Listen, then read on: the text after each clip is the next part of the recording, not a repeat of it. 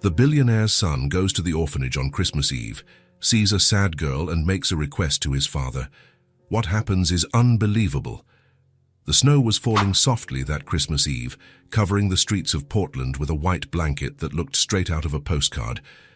David Thompson was driving his car through the city streets, observing families on the sidewalks, carrying bags of presents and smiling at each other. In the back seat, Ben was swinging his little legs, eager. At 5 years old, the boy with brown hair and dark eyes was more excited than ever. "Dad, are we almost there?" he asked, craning his neck to look out the window. "We're almost there, champ." David smiled through the rearview mirror. The trunk of the car was full of boxes of toys, cars, dolls, building sets, plush animals, everything new, carefully wrapped. It was their tradition. Every Christmas, father and son visited the Hope Hill Children's Home to bring joy to the children who lived there. David was not the type to flaunt wealth. He drove an ordinary car, wore simple clothes, and few people knew that he owned one of the largest tech companies in the region. Since his wife had passed away 3 years prior, he dedicated every free minute to his son. Ben was his priority and his whole world. The orphanage appeared around the corner, an old red brick building, decorated with Christmas lights twinkling in the windows. The facade was adorned with green wreaths and a large red bow on the main door. "We're here!" Ben practically jumped out of his seat when the car stopped. David got out, opened the back door and helped his son step out. Together, they started taking the boxes from the trunk. Ben insisted on carrying one all by himself, even though it was almost his size. "Can you manage?" David asked, holding 3 stacked boxes. "I can," Ben replied with determination, holding the box tightly against his chest. The orphanage door opened even before they rang the bell. Mrs. Carter, the director, appeared with a warm smile. She was a middle-aged woman with grey hair tied in a bun and kind eyes that seemed to embrace anyone who looked at them. "Mr. Thompson, Ben, how wonderful to see you." She opened her arms. "The children are waiting for you." "Merry Christmas, Mrs. Carter," David greeted her, stepping inside with the boxes.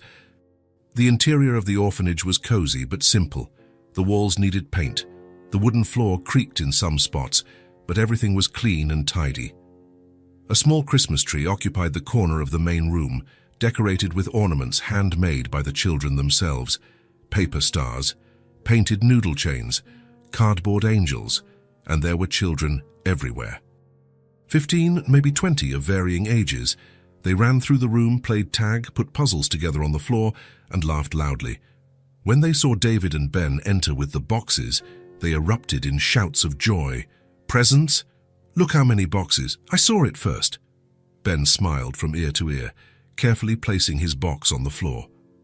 Immediately, 2 small girls approached him, curious. "Hi, did you bring toys?" one of them asked, eyes wide. "I did," Ben replied excitedly. "There's lots of cool stuff." David and Mrs. Carter placed the boxes on a long table. The children crowded around, excited but respectful. No one grabbed anything without permission. The director had taught them well. Calm down, Mrs. Carter requested, chuckling. "Everyone will get something special, I assure you." She began distributing the toys, calling each child by name. A boy received a fire truck and ran around the room making siren noises. A girl hugged a rag doll as if it were the most precious thing in the world. Another boy set up a building block game with 2 friends, already competing to see who could build the tallest tower. Ben stood there, in the middle of the organized chaos, helping to hand out presents and playing with the children. David watched from a distance, leaning against the wall, a faint smile on his face. Seeing his son like this, generous, happy, affectionate, filled his heart with pride. But then something caught his attention. In the opposite corner of the room, away from the hustle, sat a little girl, all by herself. She was leaning against the wall, knees bent against her chest, clutching an old faded teddy bear. The toy had once been brown, but was now almost grey, with patches on the seams and one ear half floppy. The girl had dark brown hair, straight, cut to her shoulders. Her eyes were large and dark too, but what was most striking was the expression on her face. Sadness. It wasn't a tantrum nor exhaustion. It was a deep, quiet sadness, as if she had already given up waiting for something. David frowned. Why wasn't that girl playing with the others? Mrs. Carter approached him, following his gaze. "That's Ellie," she said softly, as if she didn't want the girl to hear. 5 years old. "She's been here since she was a baby." "Why isn't she with the other children?" David asked. The director sighed, crossing her arms. "Ellie is different. She's quiet, reserved. The other children try to include her, but she prefers to be alone.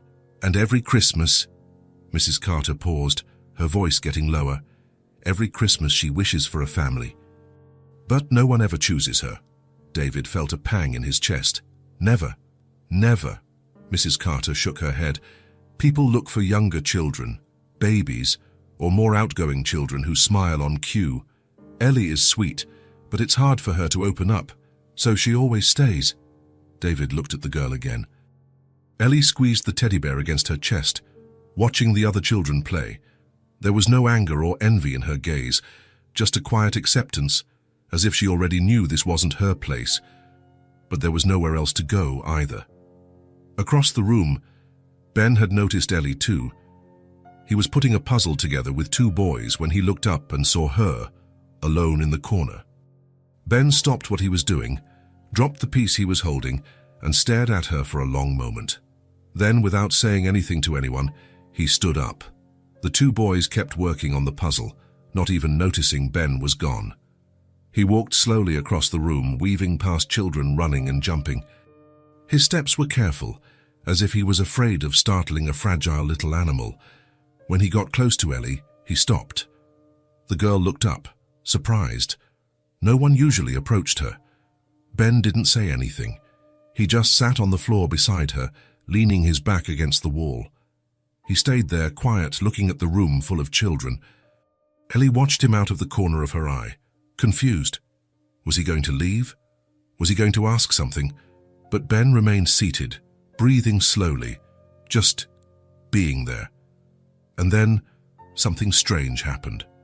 Ellie relaxed. She squeezed the teddy bear less tightly, released her tense shoulders, and started watching the room too. The 2 remained like that, side by side, in a comfortable silence that neither of them could explain.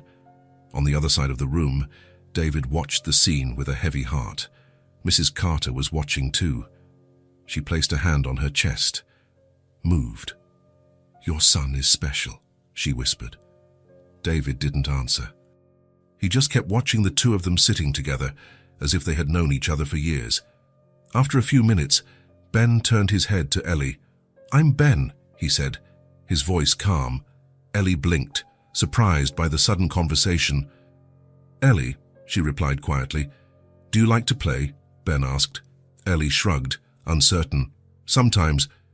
"Me too," Ben smiled. "But sometimes I just want to be quiet." Ellie almost smiled. Almost. Ben pointed to the teddy bear on her lap. "Does he have a name?" Ellie looked at the toy, running her hand over the worn plush. "Teddy? Cool." Ben nodded, serious. "He looks important." "He is." Ellie hugged the bear again. "He's my best friend." "He must be a very good friend then." Ellie finally smiled. It was small, quick, but it was there. Ben stood up and held out his hand to her. "Want to play with me?" Ellie looked at the outstretched hand, then at his face and back at the hand. She hesitated for a second, 2, 3, then she put her small hand in his. Ben gently pulled her up, and the 2 went over to the table where the toys were. Ellie still held Teddy, but now walked beside Ben, almost glued to him. They picked up some building blocks and sat on the floor. Ben started stacking the blocks, creating a crooked tower that quickly tumbled down. He laughed, and Ellie let out a little laugh too. "I'm going to do it again," Ben announced, determined. Ellie helped him this time, carefully placing one block on top of the other. The tower got a little taller, but it also fell. They both laughed together. David watched everything, arms crossed, with a subtle smile on his face. But inside, something was changing. He couldn't explain what, but he felt it. The hours passed quickly. The children played until they were tired, and when it started getting dark outside, Mrs. Carter announced it was time for dinner. The children said goodbye to David and Ben, thanked them for the presents, and headed to the dining hall.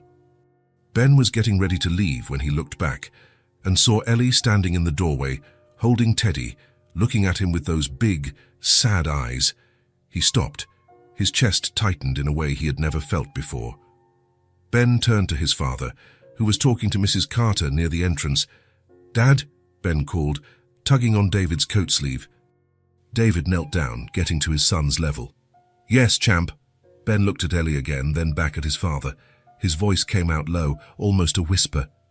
"Dad, she never left here." David blinked, surprised by the observation. "What?" "Ellie." Ben pointed to the girl. "Mrs. Carter said she was never chosen. She never left here." David looked at Mrs. Carter, who had heard and lowered her eyes, confirming with a sad nod of her head. Ben held his father's hand with both his small hands, squeezing tightly. "Can she spend Christmas at our house?" he asked, his eyes shining. "Please?" David felt his heart squeeze. He looked at his son, at that serious face full of hope, and then at Ellie, who was still standing there, hugging her teddy bear, not understanding what was happening. "Ben," David began, but his voice trailed off. "Just today, Dad, just Christmas," Ben insisted, squeezing his hand harder. "She's never spent Christmas in a real house." David took a deep breath. He looked at Mrs. Carter. "Would that be possible?" he asked. The director wiped away a runaway tear and nodded, touched. "Of course, I'll prepare the paperwork right now." Ben let out a shout of joy and ran to Ellie. "You're going to spend Christmas with us," he said, holding her hands. Ellie's eyes widened, confused. "Me? Yes," Ben laughed. "At my house. We'll have dinner and play, and it's going to be great." Ellie looked at David, who was approaching. He knelt down in front of her, meeting the little girl's eyes. "Do you want to come with us, Ellie?" he asked gently. Ellie clutched Teddy to her chest, her eyes sparkling with something she hadn't felt in a long time. Hope. "Can I?" she whispered. "You can?" David smiled. "It will be our pleasure to have you." Mrs. Carter brought Ellie's coat, a worn, navy blue coat, but warm. She helped the girl put it on, buttoned it gently, and arranged her hair over the hood. "Have fun, sweetie," Mrs. Carter said, kissing Ellie's forehead. "And be good, all right?" Ellie nodded. Serious. Ben took her hand. "Shall we go?" The three walked out of the orphanage together.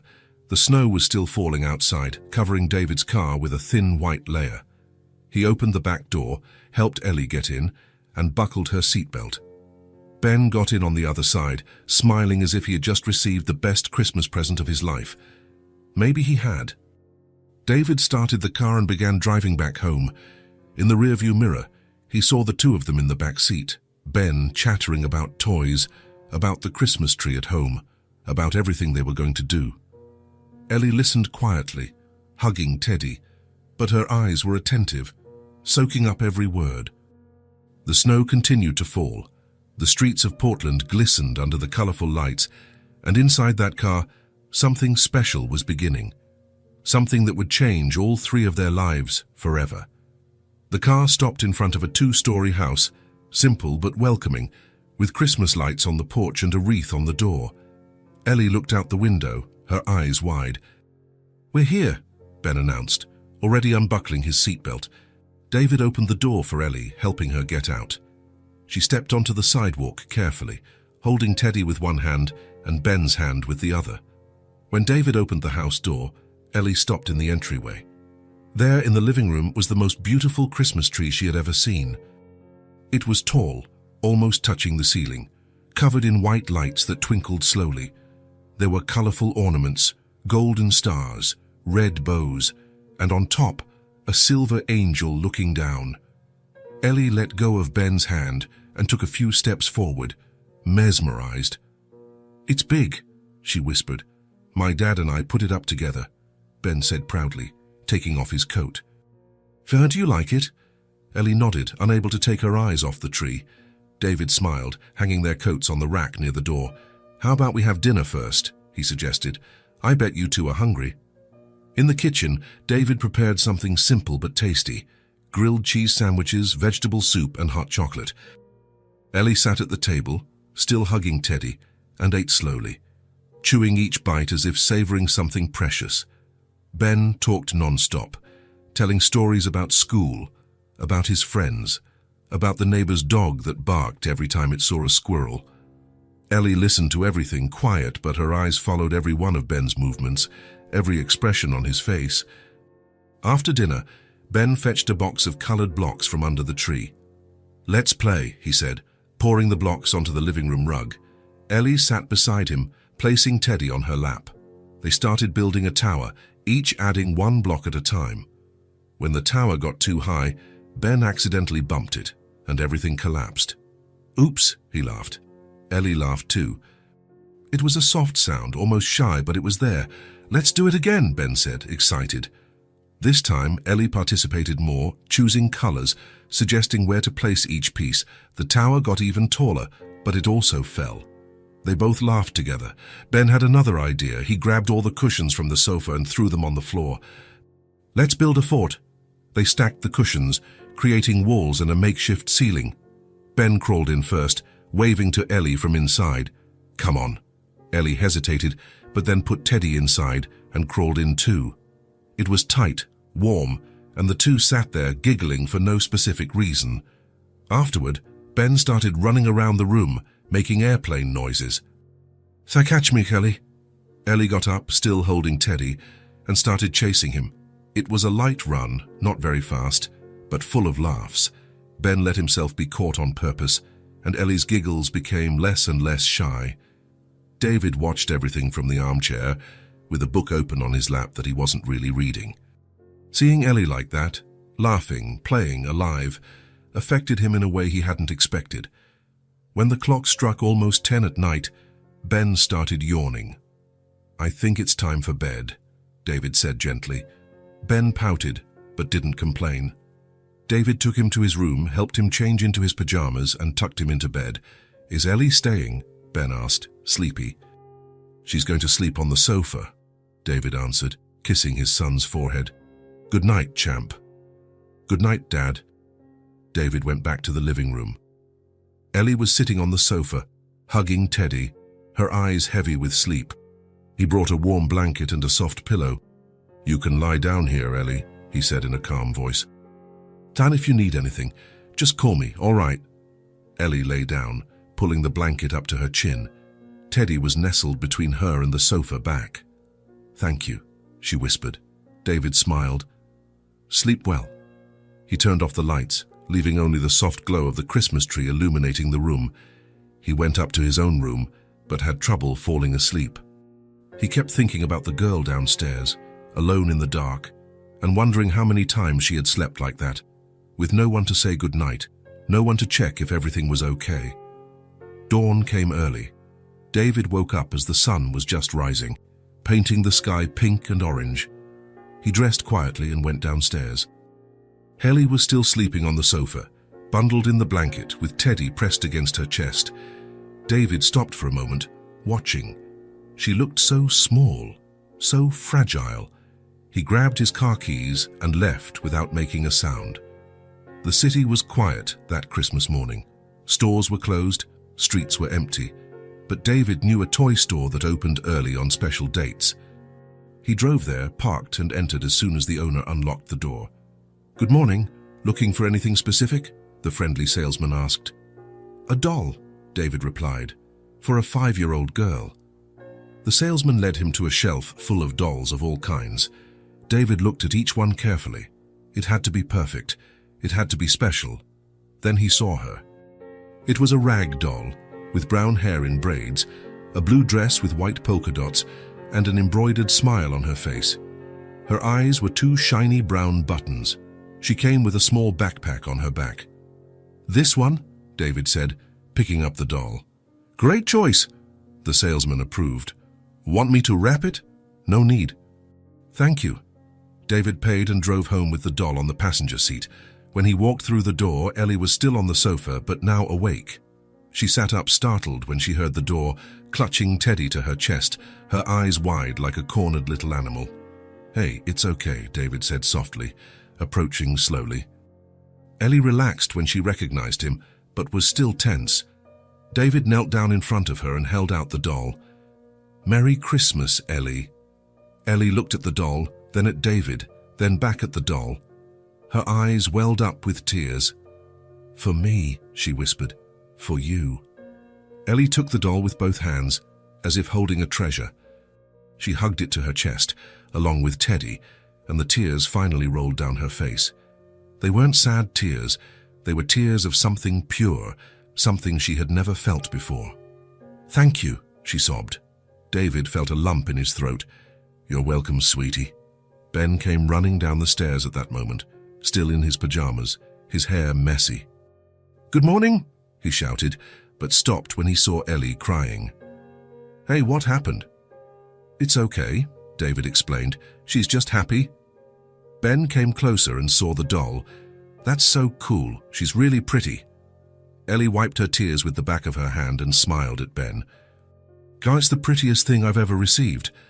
The three had breakfast together, pancakes that David made with syrup and fruit. Ellie ate slowly, but this time it wasn't shyness. It was as if she wanted to prolong that moment, to make it last as long as possible. But the clock didn't stop. Soon it was time to go back. David drove back to Hope Hill Children's Home with the two of them in the back seat. Ben held Ellie's hand, and she held the doll and Teddy. When they arrived, Mrs. Carter was at the door, waiting. "How was it?" she asked, smiling. "It was perfect," David replied. Ellie got out of the car slowly. She looked at the Thompson house as if memorizing every detail. The porch, the lights, the red door. Then she turned to David and Ben. "Thank you for Christmas Eve," she said, her voice steady but filled with emotion. "I'll never forget it." Ben stepped forward and hugged Ellie tightly. "I won't forget it either." Ellie hugged him back, squeezing Ben as if she didn't want to let go.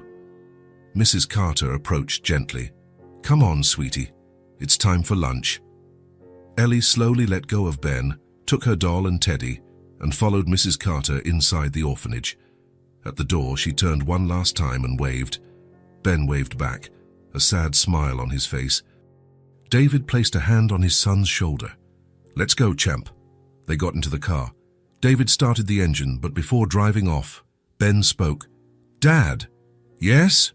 Ben looked out the window at the orphanage and then at his father. "I want to see Ellie again." David held the steering wheel tighter. He looked at his son, at those sincere eyes full of determination, and felt something shift inside him. That bond wasn't fleeting. It was special. "I know, son," David said softly. "I want to too." And as they drove back home, David already knew this wouldn't be the last time they would see Ellie. In fact, it was just the beginning. 3 days after Christmas, David parked the car in front of the Hope Hill Children's Home. Ben barely waited for the car to stop completely before trying to open the door. "Hold on, champ," David laughed, turning off the engine. "But I want to see Ellie," Ben replied, impatient. David got out and opened the door for his son. Ben rushed toward the orphanage entrance, but stopped at the door to wait for his father. His eyes were shining with eagerness. Mrs. Carter opened the door with a wide smile. "Ben, Mr. Thompson, what a lovely surprise." "Is Ellie here?" Ben asked before even entering. "She is. She's in the playroom with the other children." Ben ran inside, his sneakers making noise on the wooden floor. David followed behind, calmer, greeting the director. In the playroom, several children were playing scattered throughout the space. Some were putting together puzzles, others were drawing, and a group was playing ball in the corner. And there was Ellie. She was sitting near the window, alone, with Teddy on one side and the new doll on the other. She was drawing something on an old paper with a red-colored pencil. Ben stopped at the door, taking a deep breath. "Ellie!" The girl lifted her head. Her eyes widened when she recognized who was calling her, and then she smiled. It wasn't a small or shy smile. It was a huge smile that lit up her entire face. Ellie dropped the pencil, grabbed Teddy and the doll, and ran to Ben. Her feet pounded on the floor in quick, clumsy steps. "Ben!" she shouted. When she got close, she paused for a second, as if she didn't know what to do. But Ben didn't hesitate. He opened his arms and Ellie hugged him, still holding both toys. "You came back," she said, her voice full of happiness. "I said I would," Ben replied, smiling. David watched from the doorway, next to Mrs. Carter. The director had tears in her eyes. "She hasn't stopped talking about you these last few days," Mrs. Carter whispered. "Guys, it's the first time I've seen her so excited." David just nodded, unable to take his eyes off the two of them. Ben and Ellie pulled apart from the hug. Ellie showed him the doll. "Look, I named her Lily." "Lily is a pretty name," Ben approved. "Is she happy here?" "She is. She sleeps with me every night, along with Teddy." "That's good," Ben smiled. "What were you drawing? Come see." Ellie took his hand and pulled him over to where the drawing was. It was a simple sketch of a house with 3 people in front, 2 adults and 2 children. "It's you, me, your dad, and—" Ellie stopped, looking at the drawing with uncertainty. "And who else?" Ben asked. "I don't know. I just wanted to draw 4 people." Ben sat on the floor next to her. "Can I draw with you?" Ellie's eyes sparkled. "You can." She ran to an old box full of colored pencils, sheets of paper, and crayons. She brought everything back, pouring it onto the floor between them. "I have red, blue, yellow, green." Ellie listed the colors, organizing the pencils by shade. Ben grabbed a blank sheet and started drawing. Ellie watched him out of the corner of her eye, curious, while working on her own drawing. "What are you drawing?" she asked. "A dragon," Ben replied, focused. "A dragon?" "Yeah, a green dragon that breathes blue fire," Ellie giggled. "Isn't fire red?" "My dragon is special. He breathes blue fire." Ellie thought for a moment, then picked up a purple pencil. "Then I'm going to draw a giant purple butterfly." "That's right," Ben approved. "Giant butterflies are cool." They drew side by side for almost an hour. Every now and then they exchanged colored pencils. "Can I borrow the green?" Ben asked. "Only if you lend me the yellow," Ellie replied, already more relaxed. After the drawings, Ellie had an idea. "Let's draw each other." "What do you mean? I draw you and you draw me?" Ben found it funny. "Okay." They sat facing each other. Ellie picked up a paper and started drawing Ben with all the concentration in the world. She drew his eyes, his nose, his smiling mouth, his messy hair. Ben also drew Ellie, but his drawing came out clumsier. When they finished, they showed each other. "You drew me pretty," Ellie said, amazed. "Because you are pretty," Ben replied naturally, without realizing the weight of his words.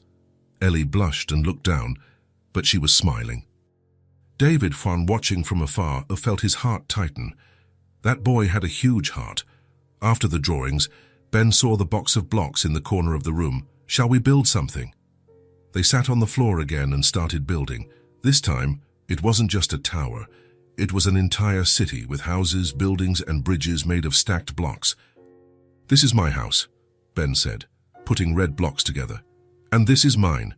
Ellie added blue blocks next to it. "Our houses are neighbors," Ben celebrated. Ellie smiled, liking the idea. Some of the children from the orphanage approached, curious. A boy named Lucas asked, "Can I play too?" Ben looked at Ellie, waiting for her answer. Ellie hesitated for a second but then nodded. "You can." Soon, 3 more children joined them.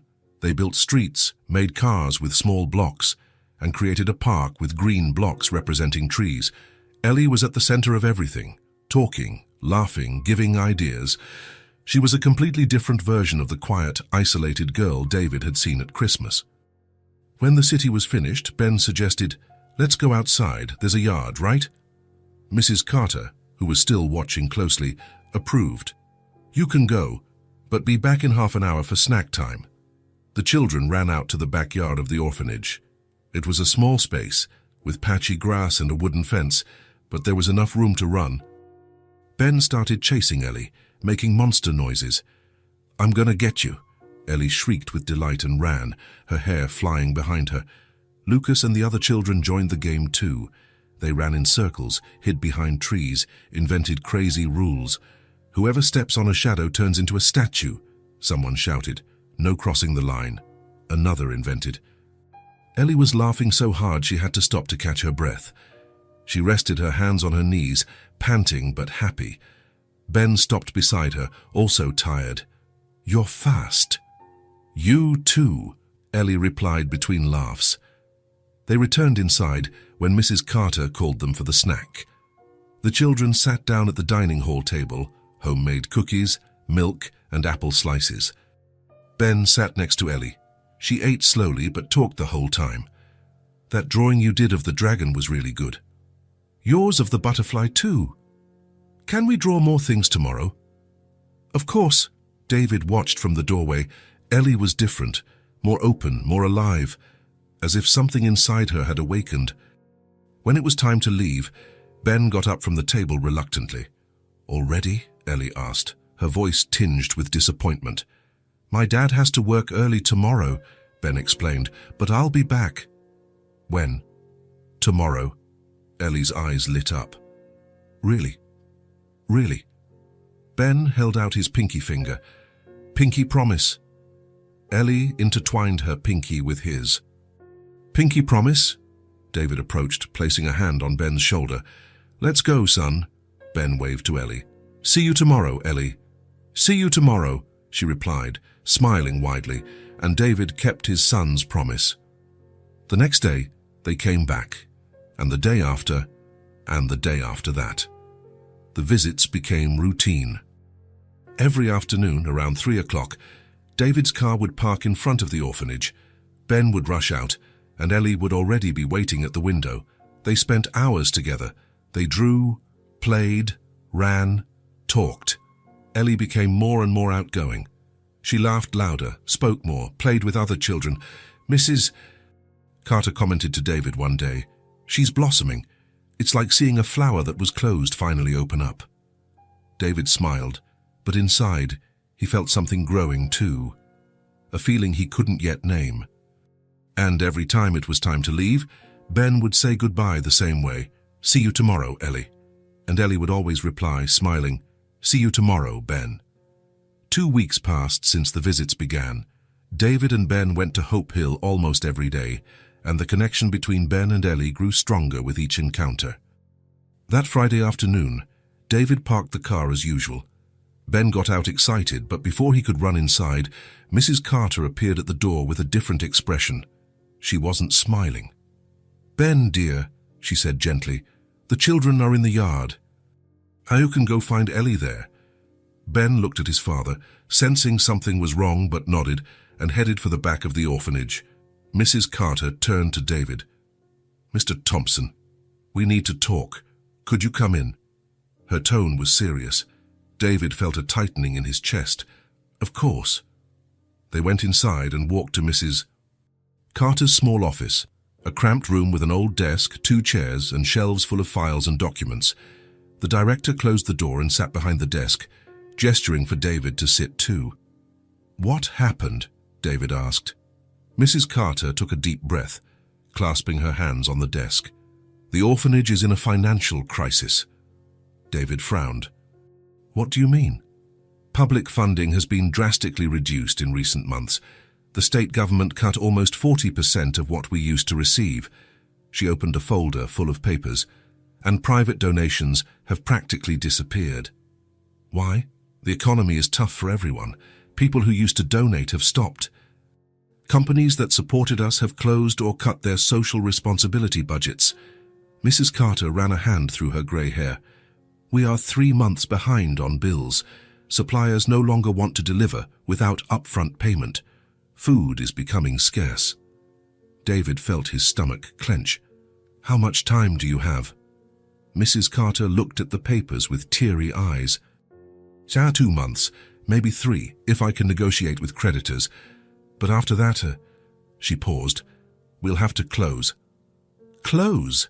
David repeated, incredulous. "The children will be redistributed to other orphanages, some here in the city, but most in neighboring towns. There's even a risk of some going to other states, depending on availability." David felt his blood run cold. "Ellie too," Mrs. Carter nodded, wiping a stray tear.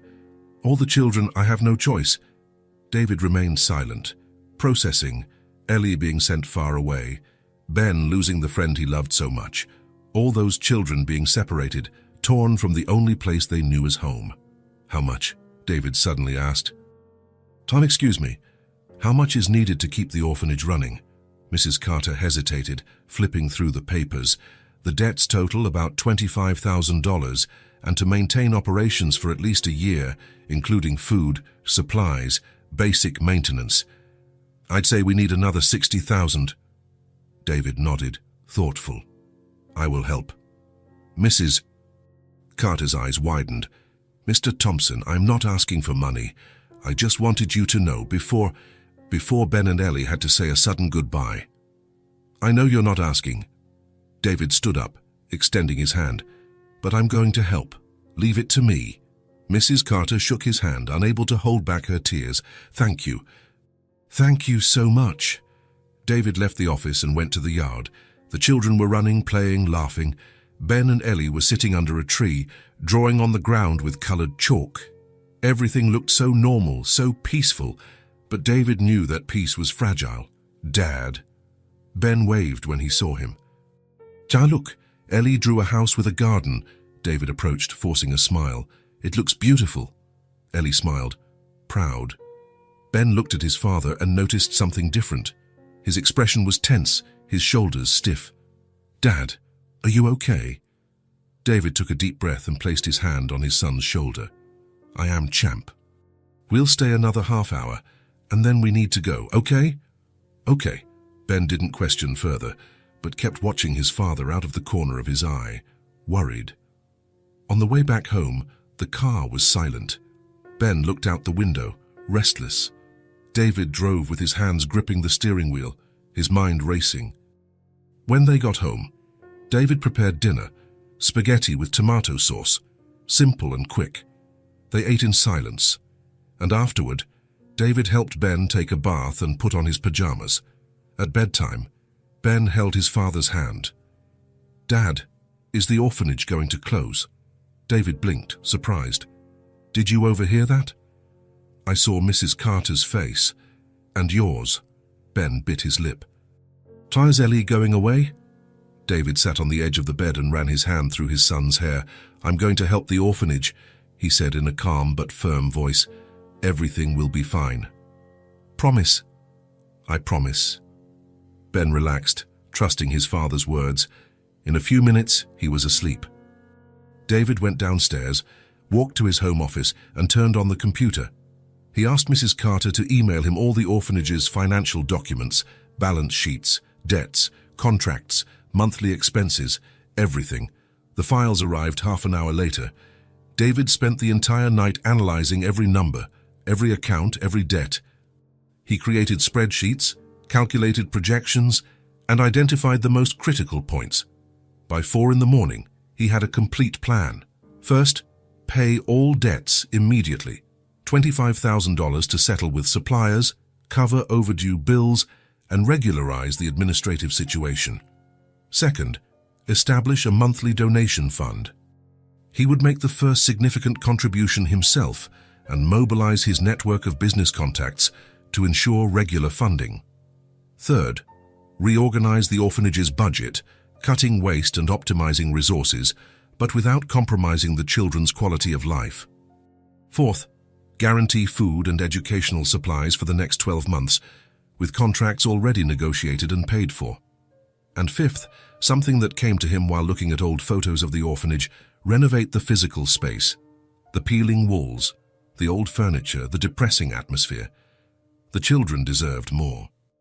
David picked up the phone and started making calls, even in the middle of the night.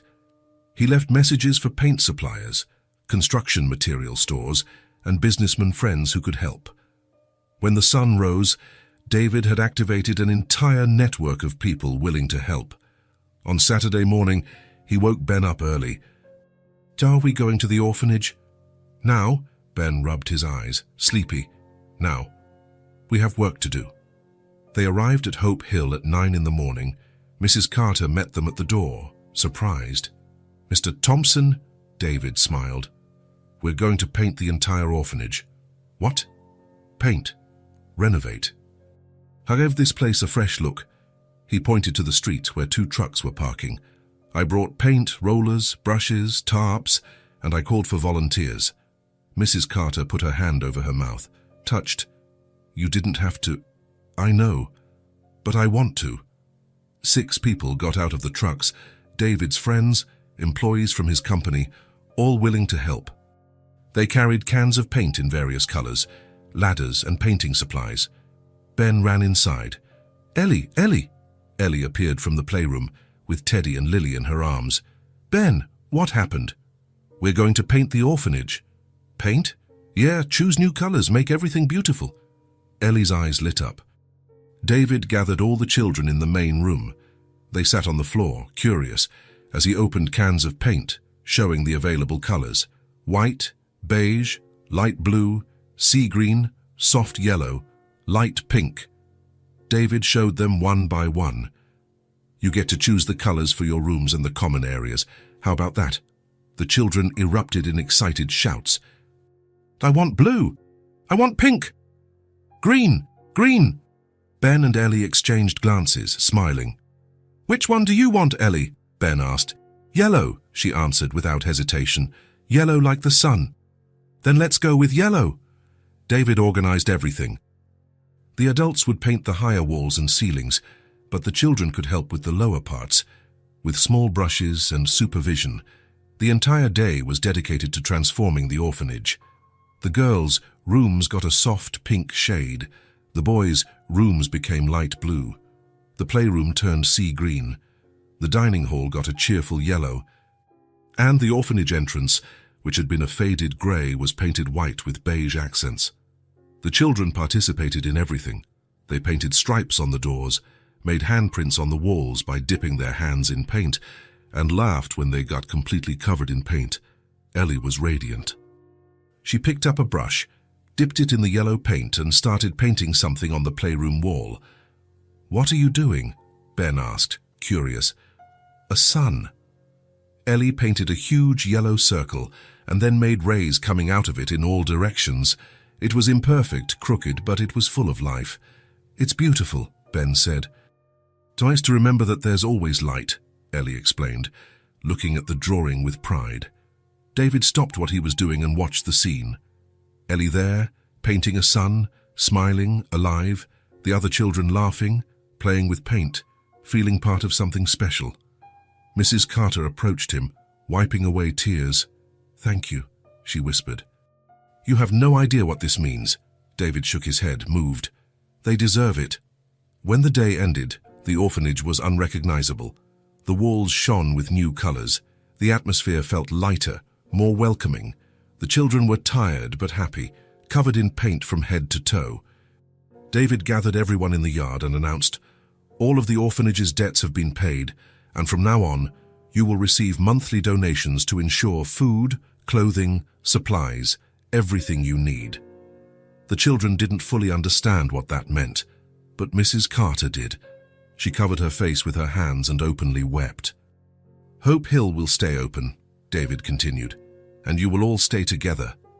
The children applauded, more because of the contagious energy than a total understanding. But Ellie understood. She looked at Ben, then at David, and whispered, We won't be separated. No, David replied, kneeling in front of her. You will stay here, together. Ellie hugged Lily and Teddy, tears streaming down her face, but this time they were tears of relief. Ben held her hand. I told you everything would be fine. Ellie smiled, squeezing her friend's hand. David watched the two of them, and in that moment, he felt something profound solidify within him. It wasn't just compassion. It wasn't just generosity. It was love. The sun began to set, painting the sky orange and pink. The children played in the yard, free, happy, safe. And in the middle of everything, the yellow sun that Ellie had painted on the wall shone through the window, a symbol of hope reborn. A week after the big painting day, the Hope Hill Children's Home had a completely new look. The walls that were once grey and peeling now shone with cheerful colours. The yellow in the dining hall reflected the sunlight. The blue in the boys' rooms resembled the sky. The soft pink in the girls' rooms brought comfort. But David, hadn't stopped there. That Saturday morning, he arrived at the orphanage with more volunteers. This time, there were 8 people, some colleagues from work, neighbors, and even a group of university students who had offered to help. The trucks parked in front of the building, loaded with materials. There were brushes, special paints for murals, stencils, rolls of colored contact paper, wooden frames, and boxes full of groceries. Mrs. Carter came out to greet the group, wearing an old apron over her clothes. "You are incredible," she said, shaking the hand of each volunteer. "We still have a lot to do," David replied, opening the back of one of the trucks. "Today we're going to create murals, decorate the hallways, organize the pantry, and make this place even more beautiful." Ben jumped out of the car, already looking for Ellie. She was at the playroom window, as always, waiting for him. "Ellie!" he shouted, waving. She opened the window and waved back, smiling. "Come! There's something new today." Ellie rushed down the stairs, Teddy and Lily tucked under her arm. When she reached the entrance hall, she stopped upon seeing all those people and the materials being unloaded. "What is all this?" she asked, eyes wide. "We're going to make murals," Ben explained, excited. "Big drawings on the walls. And you can help." Ellie's eyes shone. "Really?" "Really." David organized the groups. The adults would take care of the deep cleaning of the common areas, organizing the pantry with the donated groceries, and installing new shelves. The children would be responsible for the murals and artistic decorations with supervision. One of the volunteers, a young woman named Sarah who was an art student, gathered the children in the main hallway. "We're going to turn this hallway into a giant garden," she announced, showing a sketch she had made. "Trees, flowers, butterflies, birds, everything you want." The children applauded, excited. Sarah handed out brushes and paints. She began drawing the outline of a large tree on the wall with crayon, and the children gathered around, curious. "Now you get to paint. Everyone choose a part." Ben picked up a brush and looked at Ellie. "Shall we paint together?" "Let's." They positioned themselves near the tree Sarah had drawn. Ben started painting the trunk brown, applying the brush in broad strokes. Ellie painted the leaves green, meticulously detailing each one.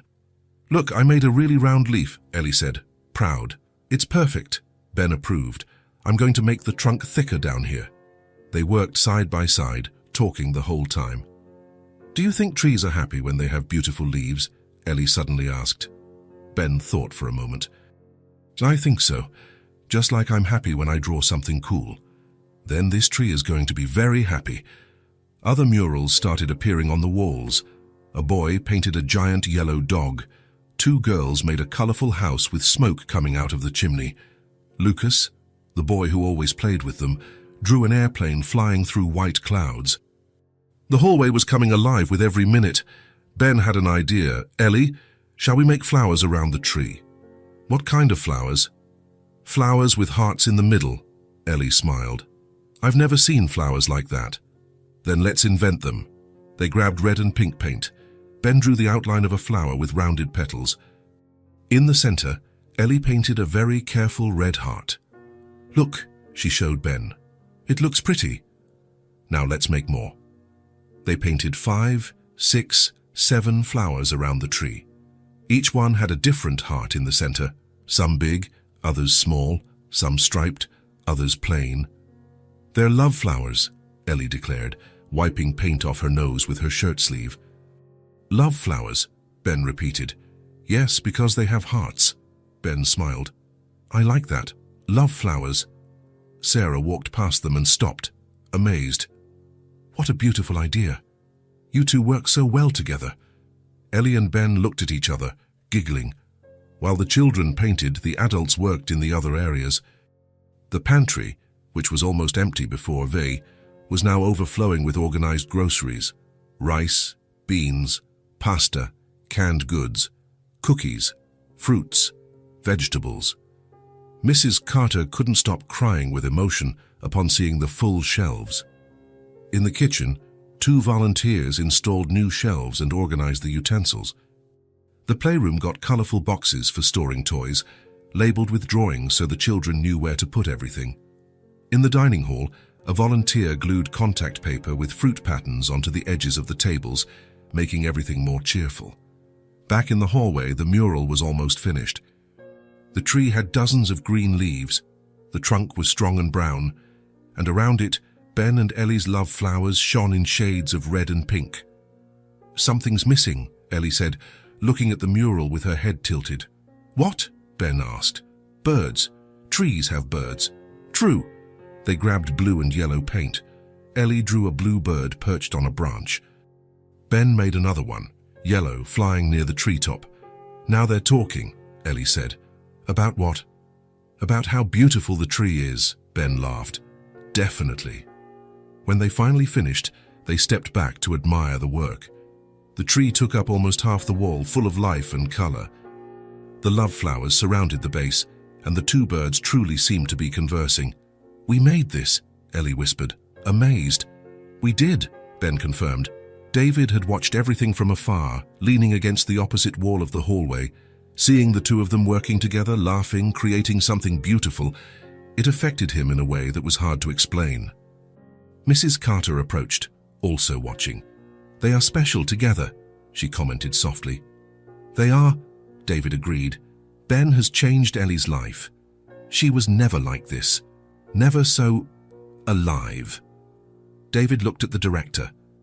"Ellie has also changed Ben's life, and mine." Mrs. Carter smiled, knowing those words were true. At the end of the afternoon, everyone gathered in the dining hall for a communal snack. There was chocolate cake that one of the volunteers had brought, orange juice, and sandwiches. The children ate excitedly, talking about the murals, showing their paint-covered hands like trophies. Ellie was sitting between Ben and Lucas, laughing at a joke someone had told. Her eyes sparkled.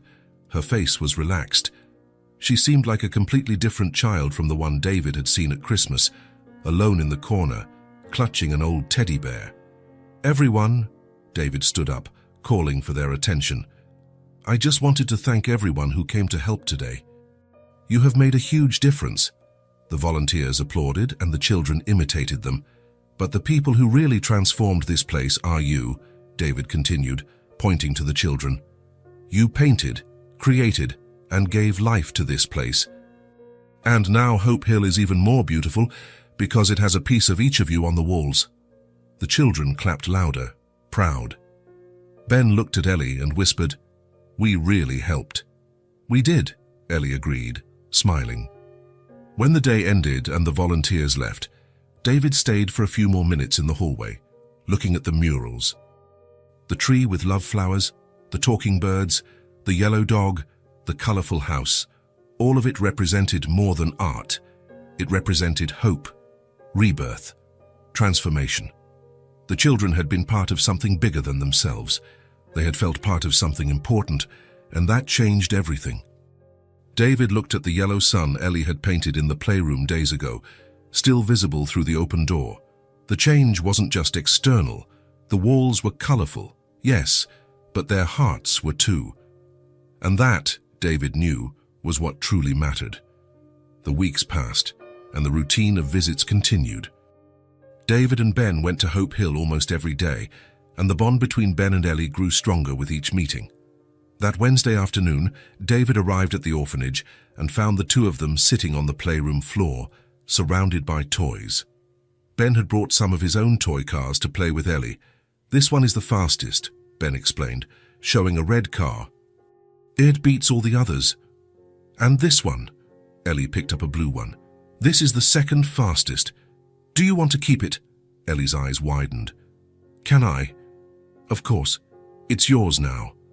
Ellie hugged the car to her chest, as if it were the most valuable gift in the world. "Thank you, Ben, and you're welcome." Friends share things. They built a track with wooden blocks, creating curves and ramps. They raced, cheering when the cars reached the end. It didn't matter who won, they both celebrated equally. Mrs. Carter called them for the snack. The children ran to the dining hall where there were cookies and milk. Ben and Ellie sat side by side as always. "Look," Ben said, breaking his cookie in half. "Half for you." "But it's yours," Ellie protested. "I know, but I want to share." Ellie carefully took the half and took a bite, smiling. Ben ate his half, swinging his legs under the table. "Are you coming tomorrow?" Ellie asked. "I am. I always come. And the day after tomorrow. Also. And the day after that," Ben laughed. "Every day, Ellie, I come every day." Ellie looked down at her glass of milk, her fingers gripping the edge. "You're my special friend," she said softly, almost a whisper. Ben stopped chewing. He looked at her, serious. "Pat, you're my special friend too," Ellie smiled. And this time it wasn't a shy smile. It was genuine, wide, full of happiness. After the snack, they went to play in the yard. Other children joined them: Lucas, 2 girls named Sophie and Maya, and a smaller boy named Tommy. They played tag, hide-and-seek, and statue. But even surrounded by all the children, Ben and Ellie always stayed close to each other. When Ben was it, he chased Ellie last. When Ellie hid, Ben hid in the same spot.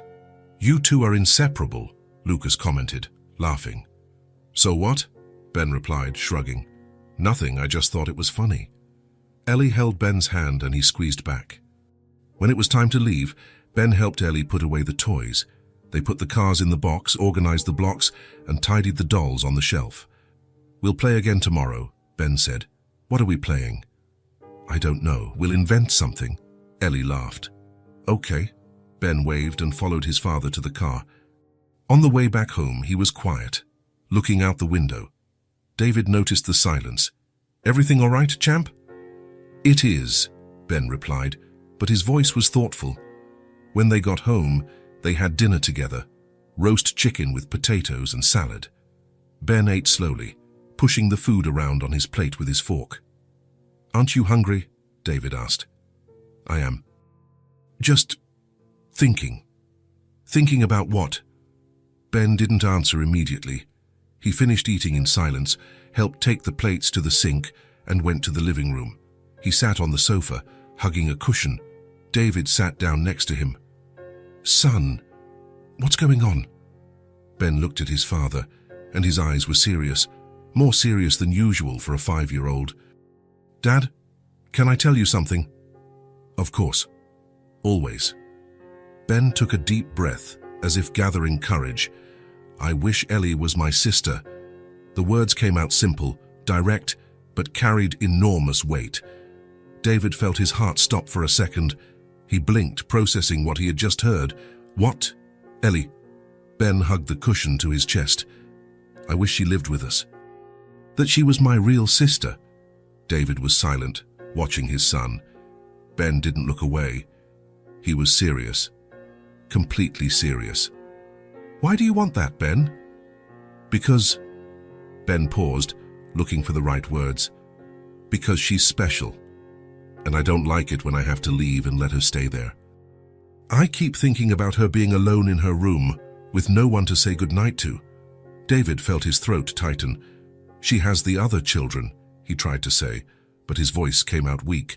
"But it's not the same." Ben shook his head. "She needs a family, and I want us to be her family." David ran a hand over his face and trying to organize his thoughts. But the truth was that Ben had just voiced what David had been thinking for days, maybe weeks, since the first time he saw Ellie alone in the corner, clutching that old teddy bear, since he saw her smile when she received the doll, since he witnessed her transformation from a sad, withdrawn child to a lively, happy girl. David had thought about it many times. But hearing his son say it out loud, it was different. It was real. "Ben," David began, but he didn't know how to continue. "I know it's hard," Ben interrupted, "but you always say we have to help those who need it, and Ellie needs it. Dad, she needs a home, a family." He looked into his father's eyes pleadingly. "Our family." David felt his eyes sting. He pulled Ben into a tight hug, burying his face in his son's hair. "You have a huge heart, you know that," David whispered. "So, can we?" Ben asked, his voice muffled against his father's chest. David pulled back, holding Ben's shoulders with both hands. "Let me think about it, okay? It's not a simple decision. There are a lot of things involved. But are you going to really think about it?" Ben insisted. "I will, I promise." Ben nodded, satisfied with the answer. He hugged his father once more and went to his room to get ready for bed. David was left alone in the living room, sitting on the sofa, looking at the Christmas tree that was still set up in the corner. The lights twinkled slowly, casting soft shadows on the walls. His son had voiced what he himself had been thinking for days. "I wish Ellie was my sister." David closed his eyes and took a deep breath. This was no longer just a fleeting wish. It was no longer just compassion for a child who needed help. It was something bigger, something profound, something he could no longer ignore. David went up the stairs and walked to Ben's room.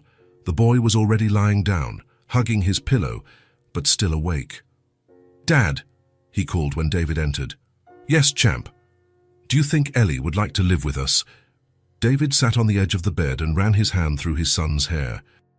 "I think she would love it," Ben smiled, closing his eyes. "Then I'm going to dream about it." David kissed his forehead. "Good night, son. Good night, Dad." David left the room and went to his own room, but couldn't sleep. He lay in the dark, staring at the ceiling, thinking, Ben was right. Ellie deserved a family. She deserved a home. She deserved love. And more than that, David realized something he had been avoiding admitting. He wanted it too. He wanted to see Ellie every day. He wanted to hear her laughter echoing through the house. He wanted to make breakfast for her, help her with homework, tuck her into bed every night. He wanted to be her father. David turned onto his side, looking out the window at the stars in the sky. His son had put into words what had been growing in his heart for weeks, and now David knew he could no longer pretend that feeling didn't exist. The next day, David arrived at the orphanage earlier than usual. Ben was at school, so he went alone. He had some things to settle with Mrs.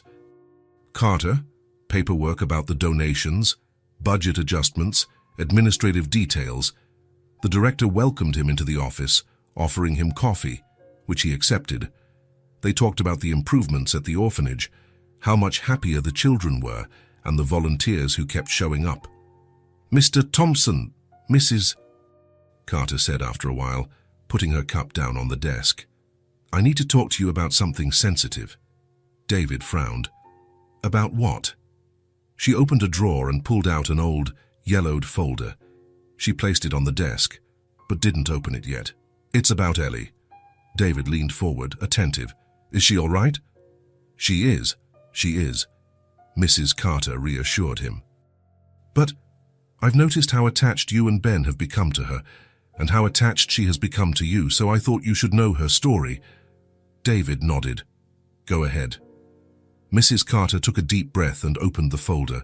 Inside were documents, certificates, forms, old papers. Ellie arrived here when she was only 6 months old.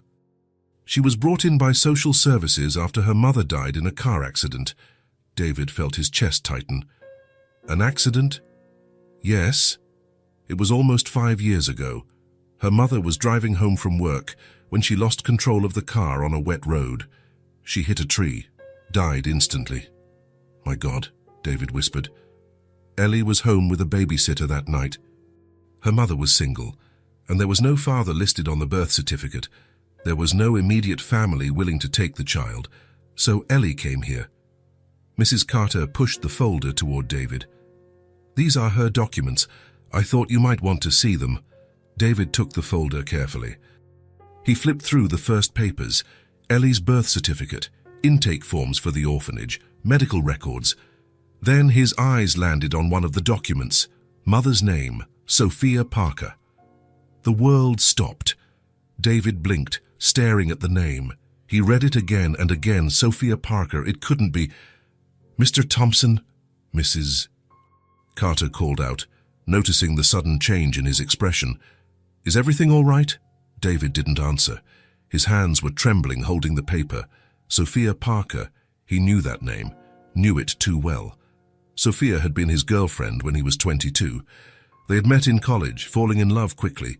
She was funny, smart, full of life. Long brown hair, dark eyes that sparkled when she smiled. They were together for 2 years. David was sure he was going to propose to her, but then came the job offer in another city. An opportunity he couldn't refuse. They tried to maintain a long-distance relationship, but it didn't work. The calls became less frequent, the visits rarer. They broke up 6 months later. David tried to contact her a few times the following year, but Sophia had changed her number. He sent emails that were never answered. Eventually, he gave up. He met his future wife, married, had Ben. Sophia had stayed in the past, or so he thought. "Mr. Thompson," Mrs. Carter insisted, worried. David looked up, his voice hoarse. I knew Sophia." Mrs. Carter's eyes widened. "What?" "Sophia Parker. She was my girlfriend. Many years ago." The silence that fell in the office was dense, heavy. Mrs. Carter covered her mouth with her hand. "You didn't know?" "No." David shook his head, still in shock. "I didn't know anything. I didn't know she was pregnant. I didn't know she had a daughter. I didn't know she had died." Tears started streaming down his face without him noticing. "When was the accident?" he asked. "Almost 5 years ago." David did the math in his head. Ellie was 5 years old. The accident had happened when she was 6 months old, which meant Sophia had gotten pregnant. About 6 years ago, he and Sophia had broken up 7 years ago. She wasn't his, it couldn't be, but even so the revelation hurt. Sophia had had a daughter. She had raised a daughter alone, and then she had died, leaving the child behind. Mrs. Carter stood up and took a small box from inside the cabinet. She placed it on the desk. "These are Sophia's personal belongings. They were saved for when Ellie got older." David looked at the box. With trembling hands, he opened it. Inside were very few things: a simple silver bracelet, a pair of small earrings, a blue silk scarf, and a photo. David picked up the photo carefully. It was Sophia smiling, as beautiful as he remembered. But she was holding a baby in her lap, a small baby, a few months old, with large, curious eyes. Ellie. Sophia was looking at her daughter in the photo, and the expression on her face was one of pure love, the kind of love a mother has for her child, unconditional, absolute, eternal. David felt his legs weaken. He sat down in the chair again, holding the photo with both hands. Sophia had loved Ellie. She had cared for her. And then she had been violently and suddenly torn from her daughter's life. And Ellie. Ellie had spent the last 5 years without her mother, without anyone. Until now. David wiped his tears and looked at Mrs. Carter. His voice was firm, resolute. "I want to adopt Ellie." Mrs. Carter blinked, surprised by the sudden declaration. "Mr. Thompson, I want to adopt her," David repeated. "Sophia was important to me, very important, and Ellie deserves to have a family. She deserves to have a home, and I want it to be my home." Mrs. Carter sat down slowly, her eyes full of tears. "Are you sure?" "Absolutely," David nodded. "My son already asked me to. He wants Ellie to be his sister, and I want it too. Since the beginning, I think. I just didn't realize it until Ben said it out loud." Mrs. Carter smiled through her tears. "She will be very happy. I will do everything I can to make her happy." The director stood up and shook David's hand tightly. "I will start preparing the documents today. The adoption process may take a few months, but with your stable financial situation and the existing bond between you, Ben and Ellie, there shouldn't be any problems." David nodded, still holding the photo of Sophia and Ellie. "Thank you, Mrs. Carter." "No, thank you." She wiped her tears. "I always knew Ellie deserved this fate. I just didn't know it would be so perfect." David looked at the photo one more time, at Sophia smiling, holding her daughter, and he felt as if, somehow, she was there, approving, thanking him. "I will take care of her, Sophia," he whispered to the photo. "I promise." And in that moment, David knew his life had changed forever. It wasn't just about helping a child in need. It wasn't just about making Ben happy. It was about family, about love, about giving Ellie what she always deserved: a home, a family, a future. And David was ready to give her all of it. The adoption process had officially begun, but while the paperwork was being prepared, David made a request to Mrs. Carter. "Can Ellie spend a few days at my house?" The director smiled. "Of course, it will be good for everyone." One Friday morning, David went to pick up Ellie. She was waiting at the door with a small backpack on her back, Teddy under one arm and Lily under the other. "Ready?" David asked, kneeling in front of her. Ellie nodded, nervous. In the car, she stayed quiet, looking out the window. When they arrived, Ben was already at the door. "Ellie!" he shouted, running up to her. Ben hugged her and pulled her inside, showing her everything. The living room, the kitchen, the backyard visible through the windows. They went up the stairs to the guest room. "You'll sleep here," David explained. It was a small but cozy room, with a tidy bed and a window overlooking the backyard. Ellie carefully placed Teddy and Lily on the bed. "Thank you," she whispered. That night, they had dinner together. David made spaghetti with meatballs. Ellie ate slowly, observing the way father and son talked, laughed, and shared stories about the day. It was different from the orphanage dining hall. Here it was, just the three of them. Quiet, familiar. After dinner, Ben got colored pencils and paper. "Let's draw." They spread everything out on the living room rug. David was washing dishes in the kitchen, watching the two of them from afar. On Saturday, Ellie woke up to the smell of pancakes. She went down the stairs slowly, finding David in the kitchen. "Good morning, Ellie. Want to help?" She organized strawberries and bananas on a platter while David flipped the pancakes. Ben came running down, still in his pajamas. The three sat down at the table. Ellie tried the pancake with strawberries, savoring every bite. "Is it good?" David asked. "Very," she replied, smiling. After breakfast, Ben and Ellie went to the backyard.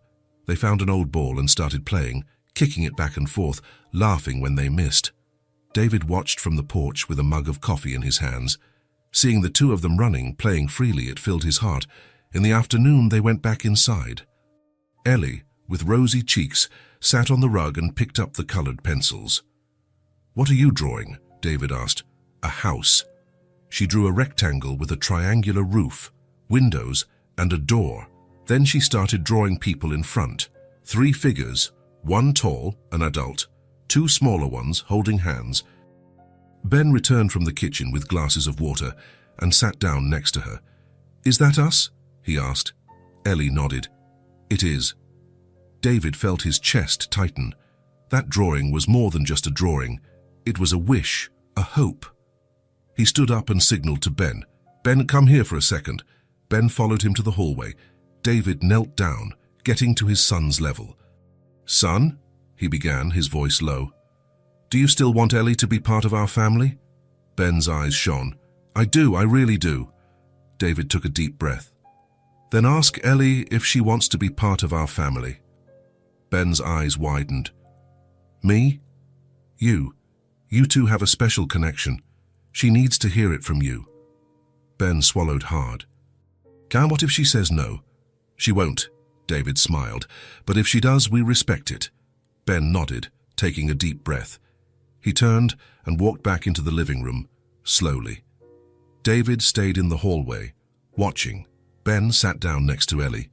She had added a yellow sun to the drawing. "Ellie," Ben called softly. Can I say something?" Ellie put down the pencil. You can." Ben looked at his own hands, nervous. Then he held Ellie's hand carefully. "Ellie," he took a deep breath. "Do you want to be part of our family?" The silence was heavy. Ellie blinked, confused. "What?" "Be part of our family," Ben repeated. "Live here with us. Be my sister." "Forever." Ellie's eyes filled with tears. She looked at Ben, then at David in the hallway, and back at Ben. "Can I?"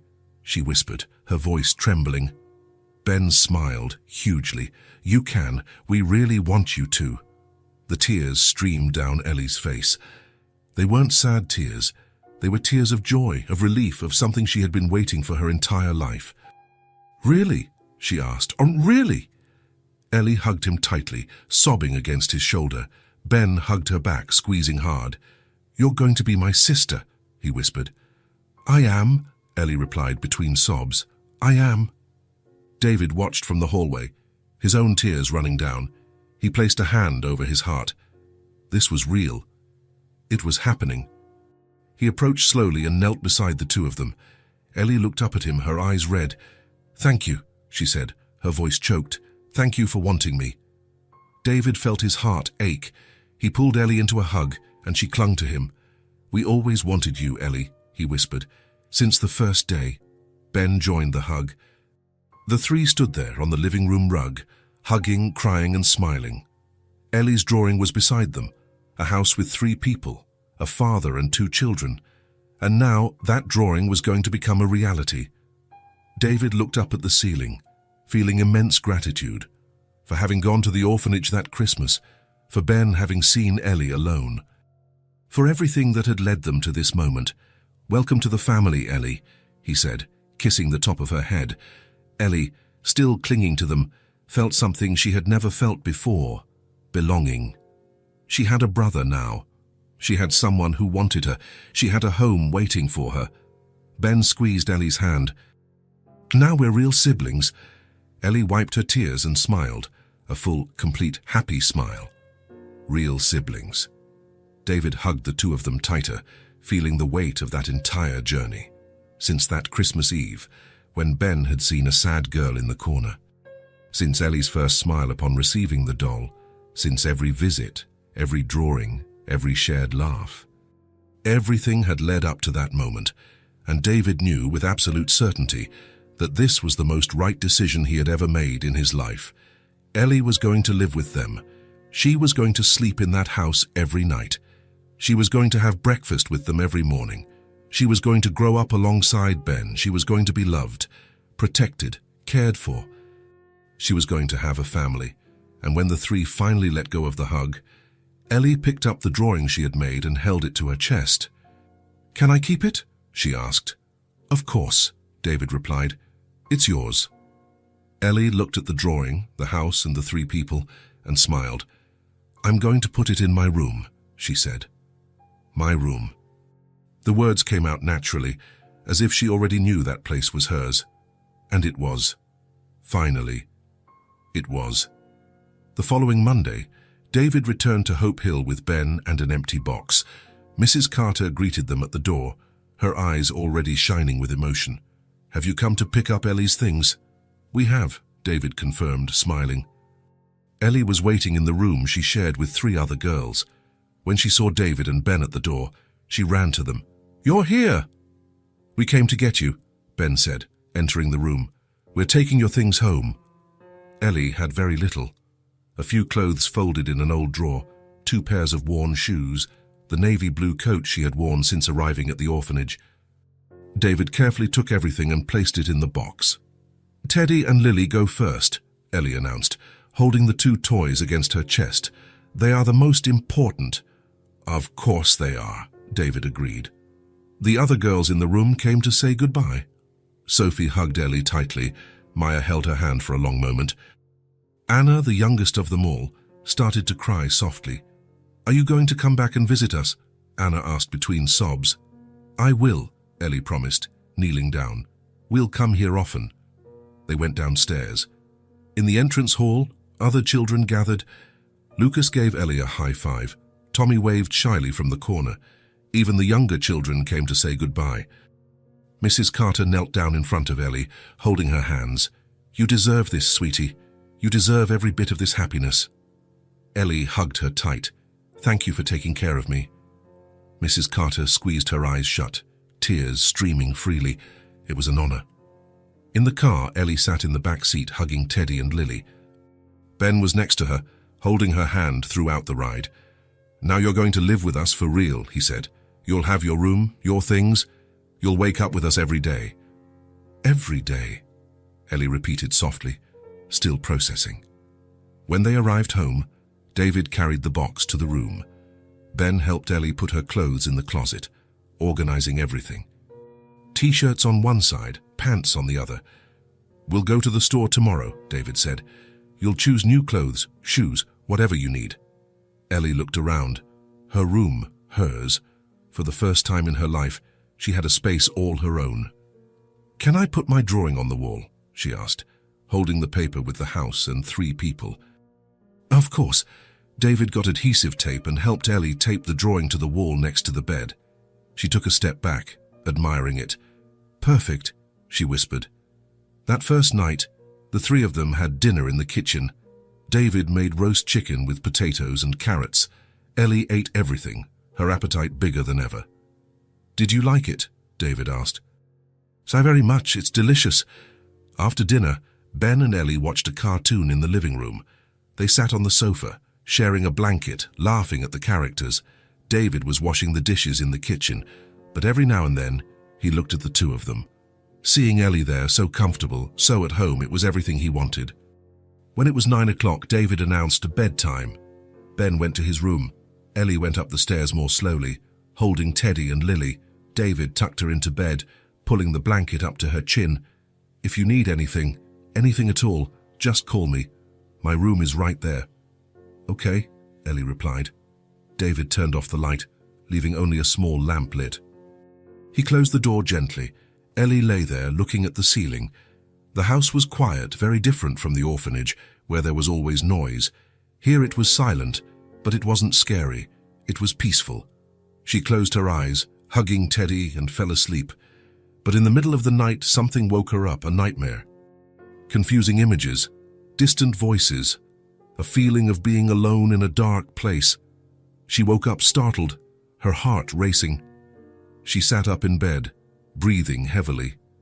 She looked around. The room was dark, only the faint light of the lamp in the shadows. She hugged Teddy tightly, trying to calm down, but the fear wouldn't go away. She got out of bed and left the room. The hallway was dark. She walked slowly to David's bedroom door. She hesitated. Could she wake him up? Would he be mad? But the fear was greater. She knocked lightly on the door. "David?" she called softly. The door opened almost immediately. David was in his pajamas, his hair messy. "Ellie, what happened?" I had a nightmare," she whispered, her voice trembling.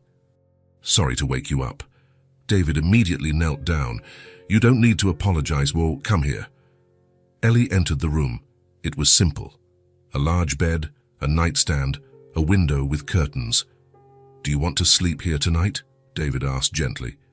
Ellie nodded, tears starting. David picked her up and placed her in the bed, covering her with the blanket. He lay down beside her, and Ellie snuggled up against him, still holding Teddy.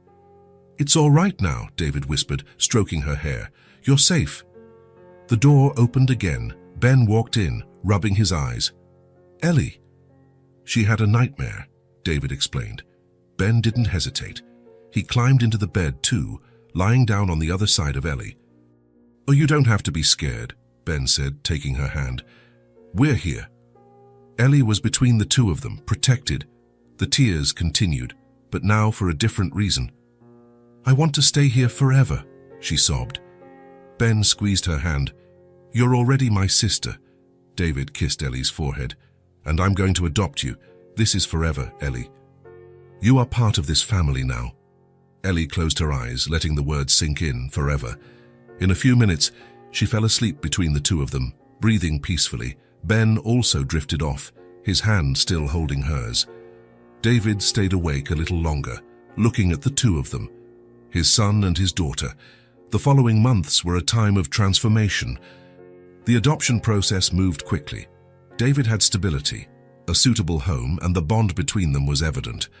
Social workers visited, conducted interviews, and observed their routine. Everything was approved. In March, the court date arrived. They walked into the courtroom hand in hand. The judge reviewed the documents, asked questions, and observed, and struck the gavel. "Adoption granted." David held Ellie in his arms, and she cried on his shoulder, tears of pure happiness. Ben held her hand, smiling. "Now it's official," he said. "You're my real sister." The room was completely transformed. David and Ben painted the walls a soft yellow. They bought a new bed, a wardrobe, and shelves for books and toys. Ellie chose curtains with stars. Ben helped organize the stuffed animals, Teddy and Lily in the center. On the wall, Ellie taped up photos, one of Ben and her at the orphanage, another of the three of them at home, and one of Sophia that David had given her. "Your mother," he had explained. "She loved you very much." Ellie had hugged the photo, keeping it in her memory. Hope Hill continued to function, now stable. The colorful walls brought joy. The children had food, supplies, and new clothes, and Ellie visited often, bringing Ben along. They played with Lucas, Sophie, Maya, but in the end, Ellie always went home. In April, David enrolled Ellie in the same school as Ben. Same class. On the first day, Ellie woke up nervous. David made heart-shaped pancakes. "Everything will be all right," he assured her. In the car, Ben held Ellie's hand. "You'll never be alone again," he said. "I'll be by your side." Ellie squeezed his hand. "Thank you." In the classroom, the teacher introduced Ellie. She was nervous, but when she saw Ben waving, she relaxed. They sat side by side. At recess, Ben introduced Ellie to his friends. She gradually started to open up. At the end of the day, when David picked them up, Ellie was radiant. "How was it?" "It was great. I made a friend." "Emma, she likes to draw too." David smiled, proud. The year passed quickly. Ellie adapted completely. She had friends, played in the backyard, and did homework. She learned to ride a bike with David. Her drawings covered the refrigerator. When December arrived, the house filled with preparations. "Let's put up the tree," Ben announced. Ellie helped. The three of them put it up together, placing each ornament. Ellie hung the star on top with David's help. "It's perfect," she said. They decorated everything. Lights on the porch, a wreath on the door, candles in the windows. Ellie and Ben ran around laughing, competing over who would place each decoration. On Christmas Eve, it snowed. Ben and Ellie went outside, built a snowman, threw snowballs, and rolled around until they were soaked. David watched from the window, his heart overflowing. On Christmas Day, they woke up early. There were presents. Ellie received books, clothes, a blue bicycle, and a doll she named Rose. Ben received games, toys, and a skateboard. David received drawings from both of them, a family portrait. In the afternoon, they sat on the sofa covered with a blanket, watching movies. Ellie in the middle, her head on David's shoulder, her feet on Ben's lap. When the sun set, David called them. "Come here." They sat on the floor near the tree. David looked at Ben and Ellie, his eyes teary. "I just want you to know that we are a family now, forever." Ellie smiled. "Forever," she repeated. Ben held her hand on one side, David on the other. "Vi forever," Ben agreed. The three hugged, surrounded by the light of the tree, the snow outside, and belonging. Ellie had a family, a father, a brother, a home. Her greatest dream realized. When they pulled apart, Ellie looked all around. "This was the best Christmas of my life," she said. David kissed her forehead. "It was ours too." And it was true. For all three of them. Because sometimes the best families are not the ones we are born into. They are the ones we choose, and the ones who choose us back. If this story touched your heart, subscribe to the channel and turn on notifications so you don't miss the next ones. Leave a like, because it helps this story get recommended to more people. See you in the next story.